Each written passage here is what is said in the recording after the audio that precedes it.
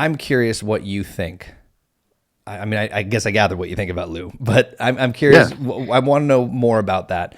And I'm also curious about what you feel about everything that's happened with the rollout the past 3.5, 4 years since the declassified Tic Tac Gimbal and Go Fast videos first hit the New York Times.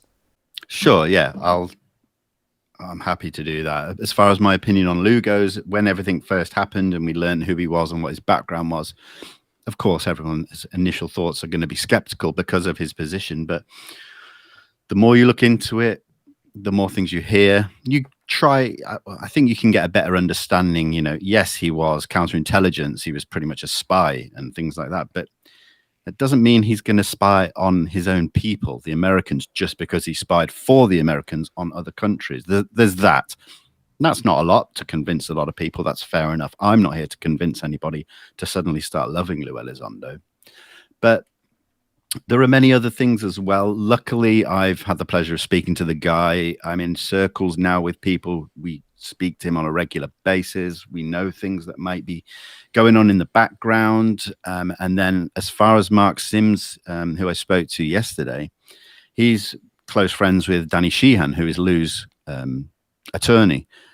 They've been paying regular visits to the Inspector General recently because of the smear campaign that the Pentagon have been putting on Lou Elizondo recently, deleting his data and emails and things like that, which I won't go into detail on because that's a whole nother rabbit hole. And, I think people can go and look into that themselves. I highly recommend it. So there are many things for me that now have really given me enough to be on that one side, that Lou is here to help us get the answers, because he's fed up of the lies just as much as we are. Now, I would never, ever expect anybody just to take my word for it. I think it's healthy to be skeptical in this subject. It means we have to go out and do things for ourselves and not just look for opinions from other people. It's one thing I don't do is spoon feed people information. I give them starting points and directions and avenues where if they do want to take it upon themselves, they can go and follow those pathways to find the information and form their own decisions and conclusions. I think it's the best way to do it, because then you're not manipulated or influenced by anybody else. It's your own findings that bring you to the decision that you come up with. And that's kind of how I look at most things within this subject. Wow. Could not agree more, man. It's literally been my same exact approach, the same thing I tell people. And that tells me a lot about you, because, and I think what the underlying motive for that approach is knowing that there's so much bullshit in this space. 80-90% Big of it time. you can't Yep. you can't take seriously. You have to take it all in, because like you're doing the research, you have to hear it all, but you also just have to know that that's the case.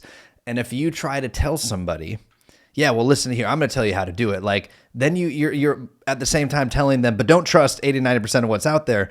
You're like, well, you also can't trust, like, here, look, this is, if you want to find it, here's a starting point. Here's the most compelling information. Like, here's some declassified documents, because sadly, most people rely upon the government and the mainstream media to tell them what is and is not real or possible, which is hilarious. But that is how people, by and large, operate. And so you usually have to start there for them and be like, okay, well, here, let me give you the most compelling information and some other avenues to explore, and you go do it for yourself, because it's not our responsibility. And nor it would be also be hypocritical to an extent to be like, yeah, well, I don't have the answers. Nobody has the answers. Like, no, we're trying to find them just as much as anybody else. And yeah, may have been in it for a long period of time, but I'm sure you'll probably echo. It's like the deeper you go, the less you know.